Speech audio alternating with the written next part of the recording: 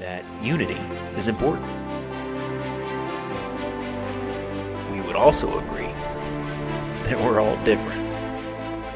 But what if God intentionally made us different to highlight our need for one another? To highlight our strengths and our weaknesses? To show that we're blessed when we are one.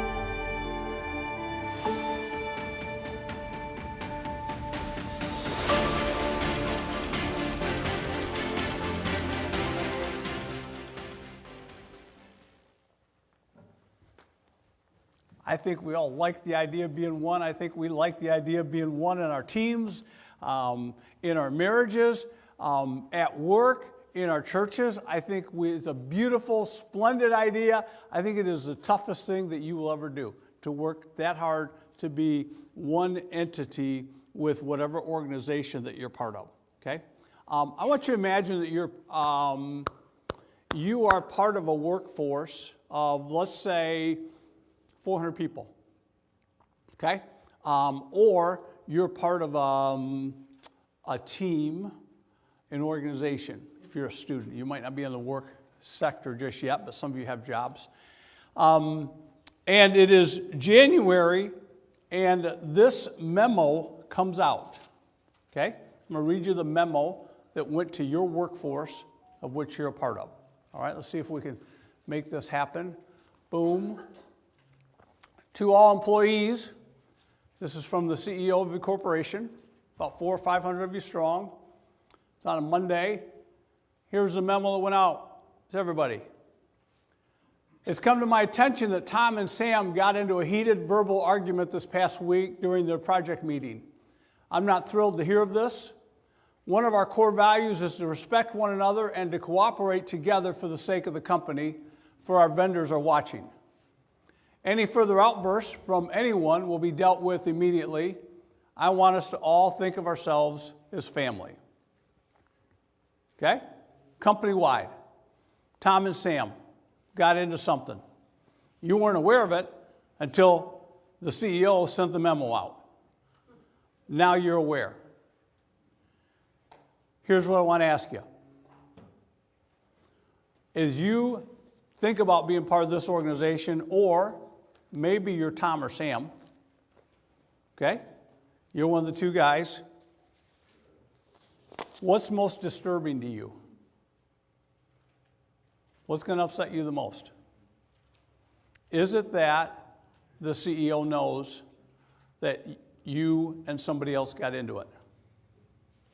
It's going to bother you most. That the CEO knows? What's going to bother you most? That now the company knows. It's gone company-wide. Everybody now knows that you got into it with a coworker. Is it the CEO knows? Is it now you thought it was sort of a private project meeting, but now the company knows? Or that there was conflict?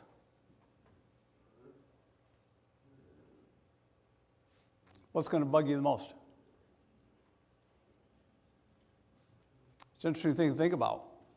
And I would venture to say the thing that probably, I don't want to do a show of hands, but I would be curious to know.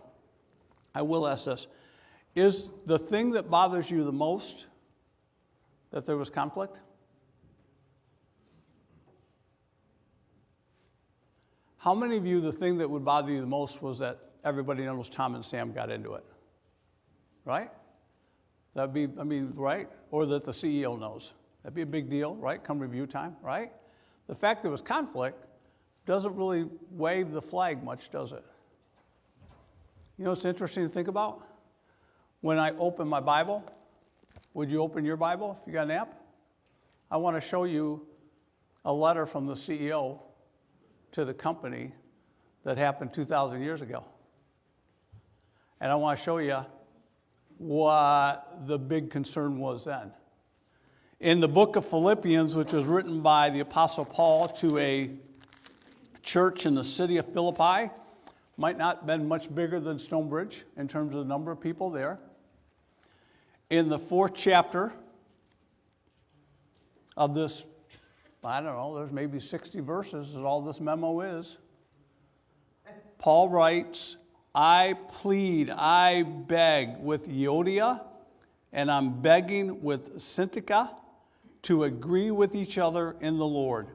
Yes, and I ask you, loyal friend, help these women who have contended at my side in the cause of the gospel, along with Clement and the rest of my fellow workers whose names are in the book of life. 2,000 years later, we got Tom and Sam called out. Only there were two women who weren't getting along. And Paul's issue wasn't that he was embarrassed in naming them. Paul's issue wasn't that he was trying to pull rank and say, hey, I'm the Apostle Paul, I'm telling you guys get your act together. Paul's issue was there were two people in the church that weren't getting along. And that needed to change. And he called in a third party and said, can you help them get along? Here's what I would contend with most of us today. You're not concerned over conflict. That really doesn't bother you as much. What bothers you in the conflict is maybe you being on the wrong side of it. That might bother you. You might feel embarrassed by it. You might be wrong in the conflict, so you'd take some personal ego there, right? But getting in the spat, not so much, right? You might be embarrassed that other people know that you're part of this conflict. But the fact that you're not working hard to get along, nah, that doesn't do it for you, does it? Because I think we've grown accustomed to fighting. I think we've grown accustomed to not getting along. We'd like to get along. And you know what? I'd like you to get along with me. If we just boiled it all down, isn't that really what it would be? I don't need to come over to your side. You just need to get your act together and see it the way I see it. That's the truth of it, right? You won't say that, but in your spirit, that's what you feel. The other side is totally lunatic in this. You're right. You've got it all figured out. If people would just see the world the way you see it, wouldn't it be better? Absolutely. The joke in my house that my family will tell you is I know that I'm right 98.8% of the time. And all I need is my family to say so. Just agree with me that I'm right almost all the time. It's actually me and Kirsten. We figure that we've got a corner on this. I didn't want to leave you out, right? So, and any time that there's an issue in my family, I call Kirsten. She's the first phone call. And I say, hey, Kirst, what do you think about this?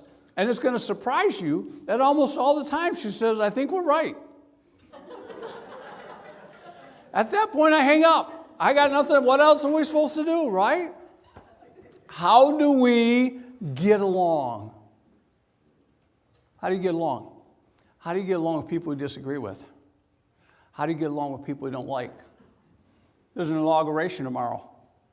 Half the country doesn't like it. Just call it out. And if you're on the half that likes it, you feel good about it. Your thumbs up. Yeah, here we go. If you're the half of the country that doesn't like it, you're like, man, here we go again. This is not what I voted for. Half the country. That's pretty astounding figures to show the division that we're at politically. I was reading articles that were of interest to me. Headlines were like, how do you do Thanksgiving and Christmas with people who voted differently than you? I'm seeing stuff on my internet feed that says of kids are like, how do I respectfully get my parents out of my life? I don't like the way they think. I don't like the direction they talk. How do I get my parents out of my life? Maybe it's not every household that's divided, but I bet you there's a few of us. Got a person in my family I haven't spoken to in 6, 7, 8 years. Conflict is all around us. If we said last week that it's just part of, because we're different, we have different values, we have different preferences. Some of you are fighting other people over nothing other than the way that you prefer something to be done. Some of you, the conflict is over what I would call a conviction that you're just not going to bend on. And I would say far fewer of us have those convictions, and most of us have preferences. And one of the things you could do is sort of sort out in your head, is this really a hill I want to die on? But we're different. We have different priorities, different ways of looking at life. We have things in our past, baggage that we carry with us, the way that maybe we were raised, maybe the way that we learned to deal with conflict or avoid conflict. Some of you can't handle conflict. You know why? Because you never learned to deal with it as a kid. I'm not slamming your upbringing. I'm just saying that the way that your family dealt with conflict is they put their heads in the sand and they never talked about it. Never brought it up. It was too painful, too hurtful, and so now you're an adult and you don't really know how to handle somebody who disagrees with you. You can't have a conversation because you don't know how. And this is the world in which we are. We got to function. And the Bible, come to church, says, oh, pastor said we're supposed to be one, supposed to get along. How? How do we do that? Well, Paul in this letter to the church in Philippi gives what I think are 5 steps that we can take that I just want to share with you today. Maybe one will grab you. Maybe a couple of them will. They might be things that off the cuff you think, well, this makes sense. Or it might be like, I never really perceived it from that way before.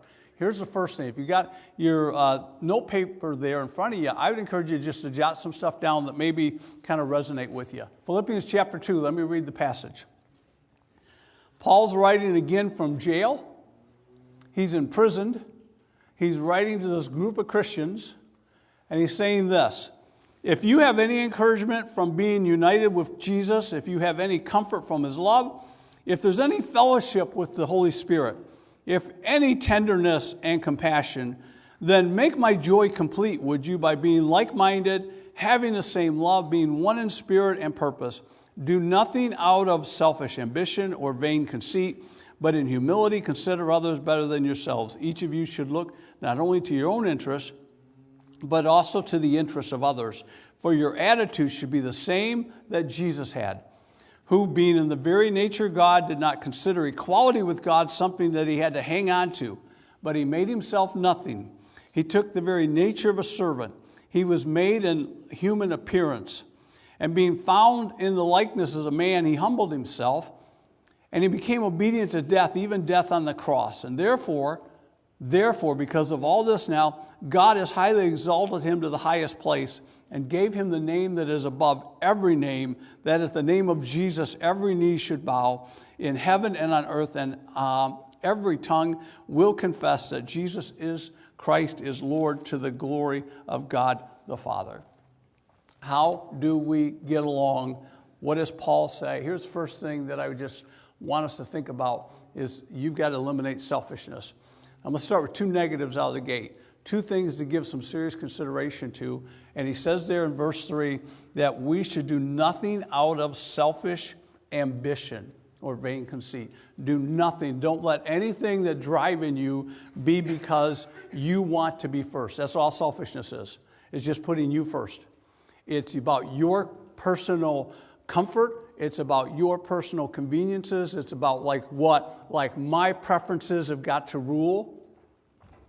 Far more of us are selfish than I think we would care to admit because it sounds really crass, right? But selfishness is a big deal in the scriptures. I was looking at Galatians, if I go over to the letter that Paul wrote, and in the 5th chapter, the 20th verse, he's listing all these things that are of the sinful nature. Okay, things that we would go, man, Christians don't do that. And he says that idolatry and witchcraft, hatred, discord, that's our word there. Jealousy, fits of rage, selfish ambition, dissensions, factions, envy, drunkenness, orgies, and the like. He said, I'm telling you, those people who do those things won't inherit the kingdom of God. Sort of was interesting to me that being selfish is right there with witchcraft. That's what I want you to think about. I mean, I can get like idol worship. I can get some things that like, oh man, Christians shouldn't be doing that. God would be down on that. But being selfish? Really? Why is being selfish such a big deal? Why should anybody else care that I want the world to revolve around me? Why do you want to teach your kids not to be selfish? Or are you okay if your kids being selfish? Parents? Grandparents, are you okay if your kids growing up being selfish people? Are you good with that? And if you're not good with that, why not? Because doesn't the world sort of get along best for them if they're like self-centered and like me-focused and like making it about them? Won't they get farther ahead? Don't you want your kids to get ahead in the world? So why do you care if they're others-minded? Shouldn't be that big a deal, right? Except we do think it's a big deal. Except we would say that we don't want to raise selfish kids. I don't want to see my grandson, when he's old enough to understand what's going on, I don't want to see any of my grandchildren living a selfish life. So what's the problem with that? The problem is it's making you your own little idol. That's the big deal. It's you. It's not God. Your attention isn't to throw glory at God. It's to take it in yourself. It's to make it about you. Does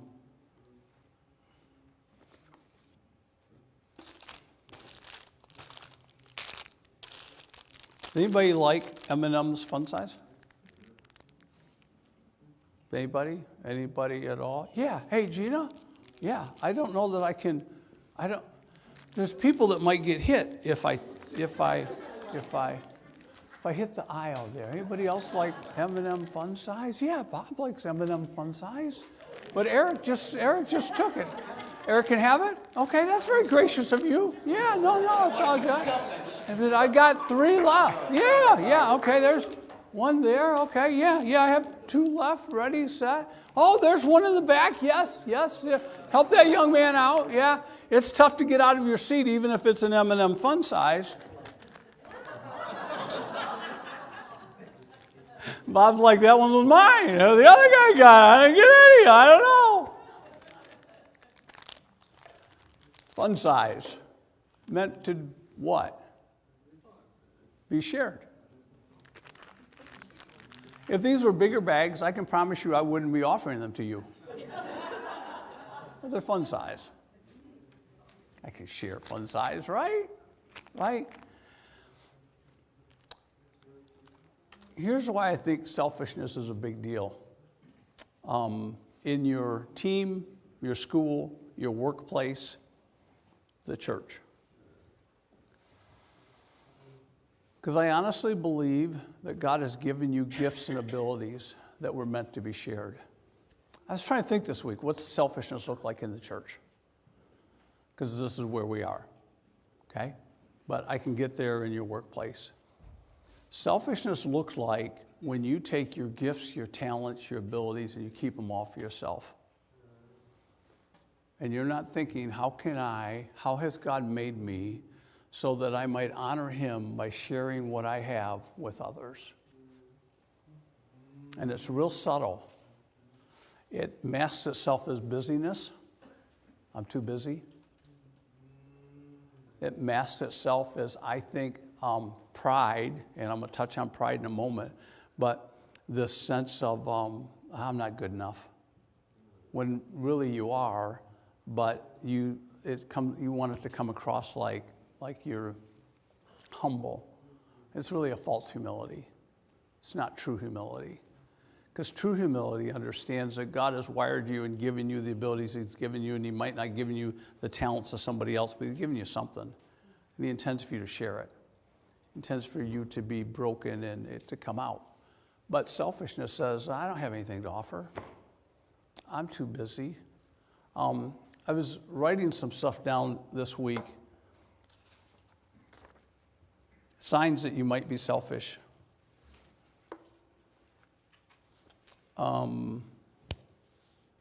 Here's one. Selfish people don't care who gets hurt. When selfish people do things, they don't care about the fallout. They're not interested in who else may be pained by their choices. Selfish people, they are not generous people. They don't offer, they certainly don't give. And I mean that in the sense of not to the church, but they're not giving people. Here's an interesting thing if I gave you a tool, something to think about. If you were to go home and think of the 5 people that just are closest to you, 5 people closest to you, okay? That's your kind of your bar. Who do I feel close to? And then if you were to evaluate those people in terms of would you say, are they happy people or not happy people? Okay? Who's close to you? Are they happy from your perspective or unhappy? And then ask yourself this. Would you say that they're generous people or non-generous people? Because what you'll find is unhappy people are not generous people. By and large, if you find unhappy people, you're going to find selfish people. You're going to find self-centered people. It's just because the world's not big enough for you. You think the world ought to revolve around you, and it doesn't, and it makes you unhappy. So that's all I mean by that. When I say that they need to be the center of attention, selfish people feel like the spotlight needs to be on them. And when the spotlight's not on them, they're unhappy. When they don't get noticed, they're unhappy. When they don't get recognized for their work, they're unhappy because it's all about them. Selfish people are quick to criticize other people. If you find somebody that's a constant gossip or somebody that's constantly critical of others, I will show you a selfish person. Why is that? Because what those actions speak to is they don't feel good about who they are, so they're looking to tear down somebody else that they perceive as doing better than them. And the only way to knock them down is to criticize them. You show somebody who's generous in life, and you know what I find about them? They're just trying to cheer people on. They're happy to cheer people on. Selfish people, because if you do better, I'm going to feel worse about me. So it's interesting to me, hear me, when Paul writes this, who's he writing to? Who's he writing to? It's people in the church. He's not on a soapbox out there at Mid-Rivers Mall talking to people who don't go to church. He's talking about people like you and I that are sitting in church on Sunday. And he's saying, hey, take a good look at your attitude inside. Are you selfish? Are you self-centered? Is the thing that drives you? Or is the thing that you want to do more than anything is to make God known? Is to put a big old spotlight on Jesus? All right, the second thing that Paul says is sort of a negative is not only eliminate the selfishness, but we need to guard against pride. We need to be on the watch for arrogance. I wrote down pride is an attitude that says I'm more important than you are, and what I'm doing is more important than what you're doing. If selfishness is self-centered, pride is sort of that boasting up that look at what I'm doing. Look at how cool I am. Look at my gifts that I can do. Oh man, that's so bad. Oh, that's sad. Oh, we got to go on and they're always talking about this or that or their latest accomplishments. Why is pride a tough one? Why is pride something to avoid? For one, biblically, it was arrogance that kicked Satan out of heaven. From the very beginning, pride sets itself up against God. Pride is an attitude that says, I don't need God because I'm self-sufficient. Pride is that inner sense in which, man, look at like how, like,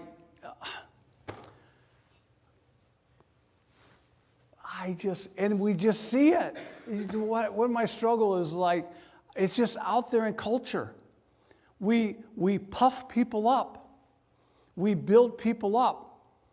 And then like something happens and they fall and we're like, oh, how'd that happen? Well, because they put their pants on one leg at a time like everybody.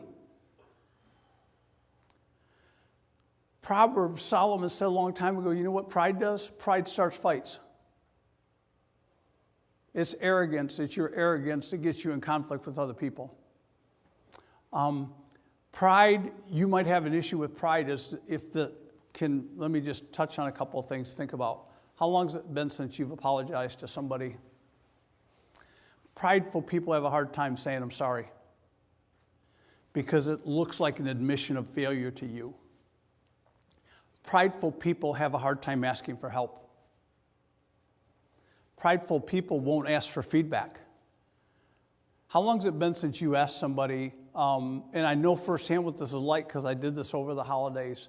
I've been doing something for a long time, and I asked somebody that's pretty high up. I said, hey, and it took me a month to get there to say, hey, what do I need to do to take the next step? Because what is it? It's an admission that I want to take the next step. It's an admission that I'm not where I want to be. And what's he going to say? What's that person going to say back to me? Do I want to hear it? Prideful people have a hard time getting feedback because you feel attacked by it. Prideful people can't handle constructive criticism. It drives them crazy because they just feel attacked. On a basketball team, prideful people are tough to coach. I read an article this week that said that the worst teams are the teams with the most best athletes. Think about that for a second. We would like to think, man, if you were the coach, wouldn't you want all the best athletes together? And yet some of the data says that they're the hardest teams to coach. Why? Because you've got a bunch of prima donnas. You've got everybody who thinks they're the best. And as they're fond of saying, there's one basketball. You got 5 scorers, one basketball. Somebody's got to share. Someone for a great team to take off, they've all got to buy in. I've been reading some stuff by Nick Saban, the longtime Alabama coach. He would talk about the hardest thing that he had to do was take these 5-star athletes and get them to break down to get away from their individual goals and like drive and want to be part of a team. The same thing happens in a church. You know, one of the toughest things that a pastor has to do is take a bunch of different people with egos and personalities and say, hey, look, for the glory of God and the kingdom of God, you might sacrifice your preferences. Never ask anybody to bend on your convictions, but some of us, our preferences. I sat with a guy this week with tears in his eyes, an older gentleman who was fond of going to a couple of different churches in the area, and he shared the story that I thought was interesting. He said, I heard back and some people were talking, and I'm going to make up a name, his name Bill. I said, why does Bill hate old people? Because what Bill would do is he would go into churches that were stuck doing hymns like this. And he'd say, if you want to reach the next generation, we've got to do away with that. And it drove people who love hymns crazy. So they're having a lunch, Golden Corral, bunch of old people. Why does Bill hate old people? And he said, you know what somebody said? Said, Bill doesn't hate old people. He just loves God more. Some of you believe that God has blessed your preferences.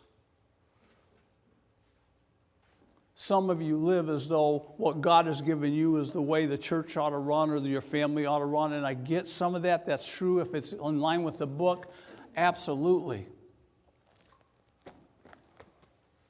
Some of it doesn't really matter in the kingdom of God. And what God is looking for is people who will set aside their ego for the greater sake of the kingdom. 1 Peter 5 says, God opposes the proud but gives grace to the humble.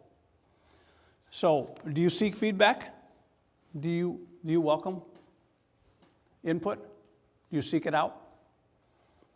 If someone corrects you, how do you respond to them? If someone gets the credit for your work, what's that do to you? Those are all great questions. Because if it raises in you, maybe that's something to look at. It's tough for you to serve. Prideful people have a hard time serving because you see it as beneath you. Someone else can do that. That's beneath me. I heard the story that's been with me for years. The story is told of two gentlemen that are in a hospital room. This is before they kicked you out after 24 hours, okay? So go back to when you actually had hospital stays. And as the story goes, the one guy had the window and the other guy didn't have the window. And this guy wanted the window. And so it wasn't a big deal, but he chafed a little bit because every day the guy with the window would describe what he was seeing. He'd say, hey, what are you seeing outside today? He'd say, hey, man, the park is there. There's kids out there. There's a man out there walking his golden retriever. It's really sunny. It's a beautiful day today. Hey, and it just went on for 2 or 3 days. And this guy who didn't have the window seat, it just was eating him. Like, I want the window seat. So when the fourth night, this guy with the window seat, as the story goes, began to gag. And it was obviously he was in some distress. The guy without the window seat could hear the distress and thought I should hit my call button, but thought, I'm not going to do it. This guy gets moved. They eventually get him, and he gets moved to ICU. He has a heart attack, and things could have been better had this guy been willing to do something, but he wasn't. So they wheel this guy out. In the morning, this guy says, hey, since he left, would it be okay if I went over to the window? I'd like to be able to look out and see the park and the kids and the sunshine and see all that. And they're like, sure. And they wheel him over, and as soon as everybody leaves, he sits up in his bed, and he looks out the window, and you know what he sees? The 5-story parking garage. What had this guy done for this guy? What was in this guy's heart? He was never going to see the outside. You understand that that's what selfishness and that's what ego and that's what pride does. It will kill you. So now, okay, those are the negatives. Let me give you 3 things that we can do, okay, that'll bring us together. In the first verse, Paul has these statements where it seems to say, well, if, and they're in there in the NIV, if you have encouragement from being united with Jesus, if you have comfort from his love, if you have fellowship with the Spirit, if you have any tenderness and compassion. In the Greek, the best thing you can do is say, instead of saying if, say since. These are all true statements. So here's what I want you to understand. I want you to understand Jesus is for you. Since you have comfort because Christ loves you. Since you know that the Spirit of God lives in you and guides you. Since you have experienced the compassion of Christ. Know that he is for you. And so therefore, if God is for you, who can be against you? I don't have to be at war with you. I don't have to fight with you. I don't have to agree with who you chose for politics. I don't have to like how you spend your time. I don't have to like...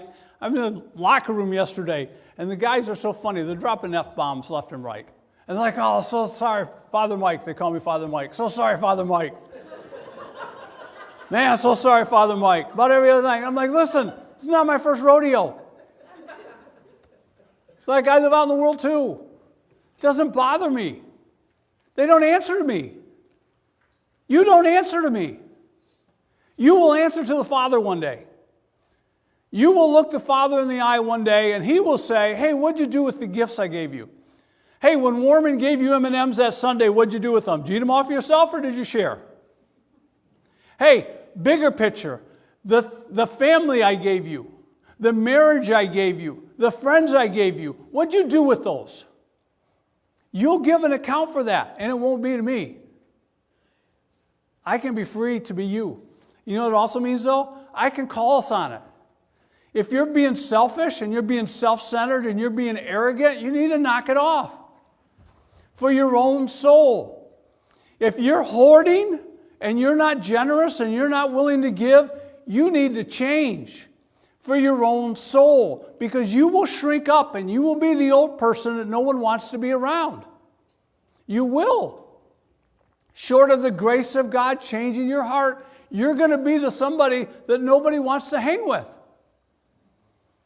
That's just the way we go, barring a miracle.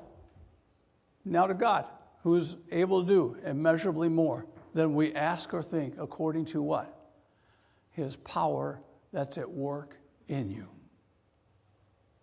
You can be different by the grace of God. You can care about other people. You can have other people as part of like you're praying for. You can serve other people in the body of Christ. You are gifted. You have things that God can use.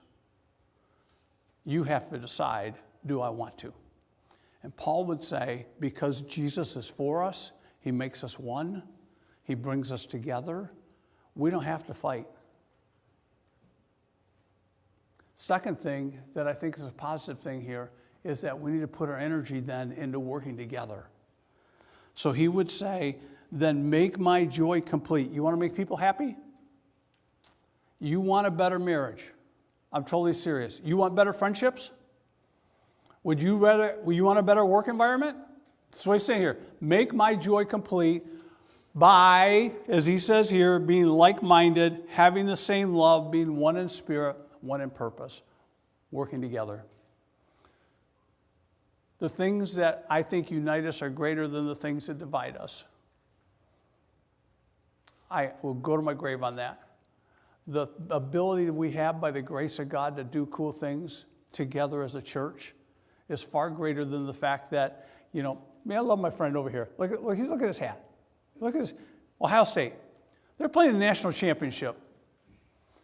There are some Michigan State fans here, right? Right? When Ohio State was playing, who were you rooting for?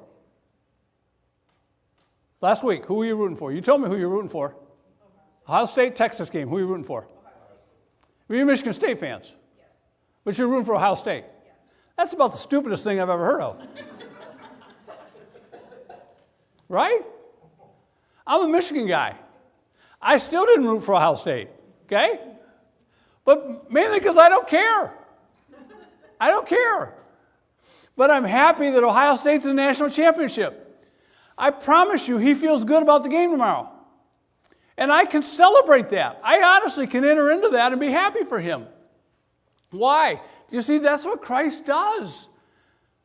He says here there's a greater purpose than football. It's working together to see people come to faith in Christ. It's working together to see marriages healed. It's working together to see students and middle school students in church. It is coming together to see God do things. It's you and the gifts God's given you coming out. Being of one mind. Paul said of Timothy in the end of chapter 2, he says, I'm sending Timothy to you because I have no one else who cares for your interests like he does. Man, what if we were a church and a people that were like that? That the thing that drove you was the interest in the welfare of the people you rub shoulders with. What if what motivated you to go to work this week was you, by the grace of God, trying to make the people you go to work with make their world better? That's what you're there for. You bring glory to God by God using you to influence the people around you, to lighten their load, to encourage them. That's what I think this one purpose is.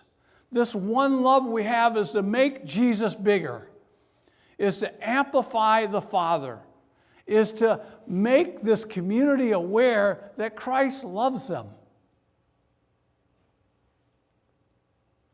And when we hold back our gifts and our time and our talents and live in a selfish way, when we think nobody else notices, nobody else cares, I promise you that people that feel cared for, they care. They know. This couple over here, Ryan and Casey, came to me this week and said, hey, they want to start a small group for other couples their age. So we're going to begin to go down that path, and they're willing to lead it. Emma started a small group about 3 or 4 years ago for moms with small kids. Would anybody come?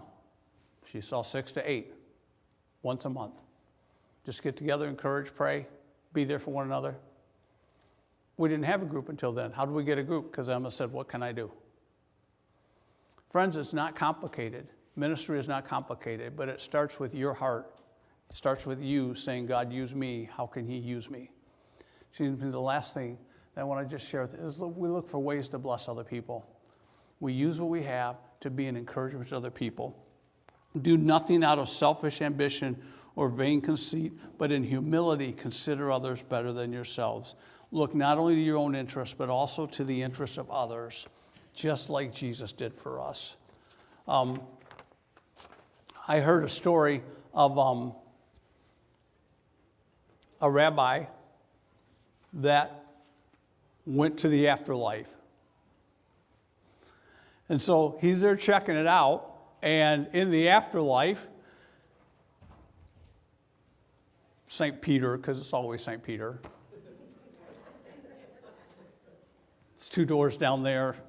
Guy says, what's behind this door? Guy says to the rabbi, well, go on in, it's hell. You can see what that's like.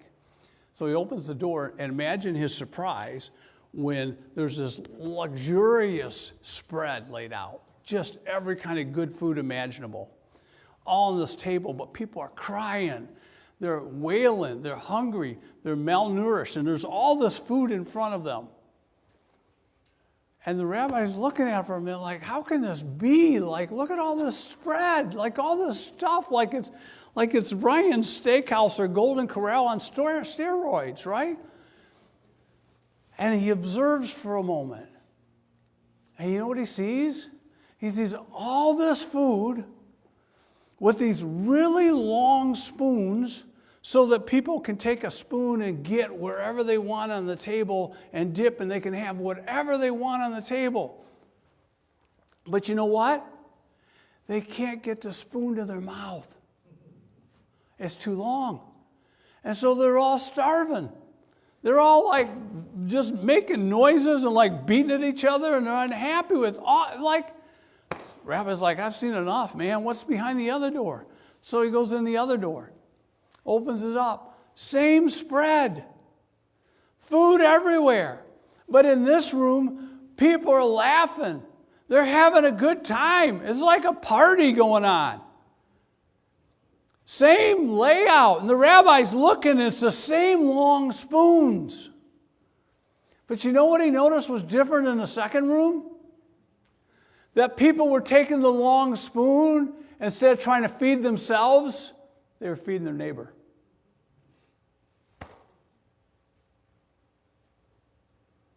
I'm convinced there's too many of us trying to feed ourselves, and we can't. You're not happy. Instead of taking that same long spoon, same table spread, and feeding your neighbor. And putting their interests first. Look not to your own interests, but also to the interests of others. So what does that look like? What does that honestly look like? See, that's what I don't know. Because we all have different neighbors. I have a wife who's a neighbor, and we laugh about it, we joke about it, but one of her interests is having the dishwasher emptied.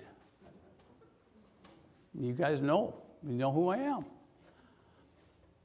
I could eat on dirty plates. Cheetos does not leave much of a mess. I rinse it off, towel it dry, I'm good to go again. What are the interests of the people around you? How could you bless them? How could you take your long spoon, instead of trying to feed yourself, you feed them? Can you do the little things when no one's looking? Or do you need credit? Can you say to people, how can I help you? How can I help you? 2025, you're talking to people, instead of asking the proverbial, like, hey, how you doing? Which you know you don't care about. Seriously, right? Most of you don't care about how they're doing, but it's what we're supposed to say. It's a polite thing to say, right? What if you began to say, hey, how can I help you? What can I do to help you?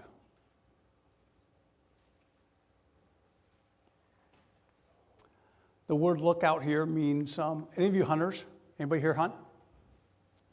The word lookout is the scope on your rifle, where you scope out and you look out and you specify on a target. Scope out the people around you. Look to see what you could do to be a blessing and encouragement to them.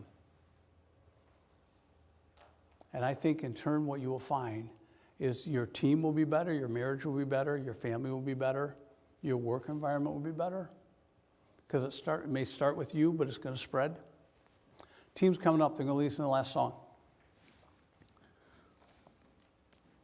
2008, some of you heard this story. I did, being a softball umpire. To this day, still remember it. 2008, Western Oregon is playing Central Washington University. Western Oregon, her name is Sarah, hits her first ever home run. If you remember the story, it went national, went viral for this very reason. As she rounds first base, she missed the base. On her home run trot, she missed the base. The coach yells at her to come back and touch the base. As she pivots, her knee buckles, and she goes down. And she's like, it's like an ACL type thing. She can't get up.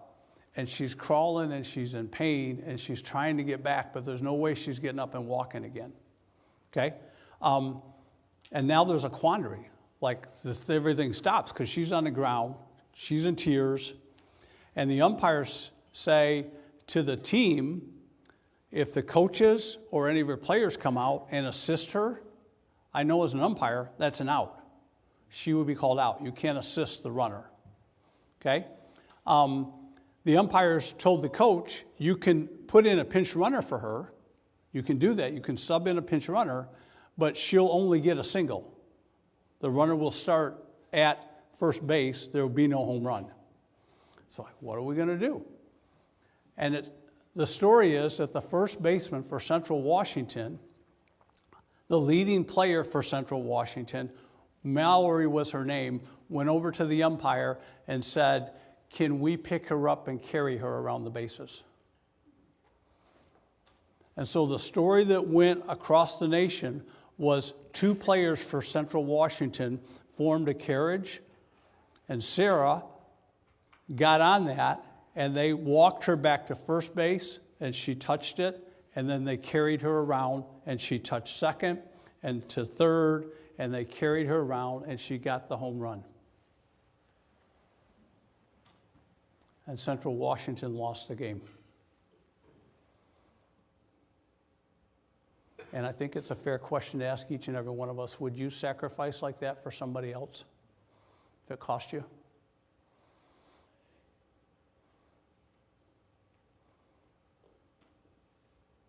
Because I'm telling you as your pastor, that's what Christ calls you to. That's the life Jesus calls you to. That's why most of us don't get it. That's why people who show up in church don't get it. Because we're unwilling to sacrifice to the extent that Christ calls us to put other people's interests first, to elevate other people, to seek to bless them, to not make it about me. Churches that are doing that are filled with people that are doing that, are churches that people want to be a part of. You know you want to be a part of that. I want you to start first. I want to be a part of a church like that. I just want you to do it. Because I don't want to do it. Is that the truth? You want somebody to serve. You just don't want to be the one. You want the other person to serve, to greet you, to be with your kids, to be at the student ministry, to serve coffee, to be a small group leader.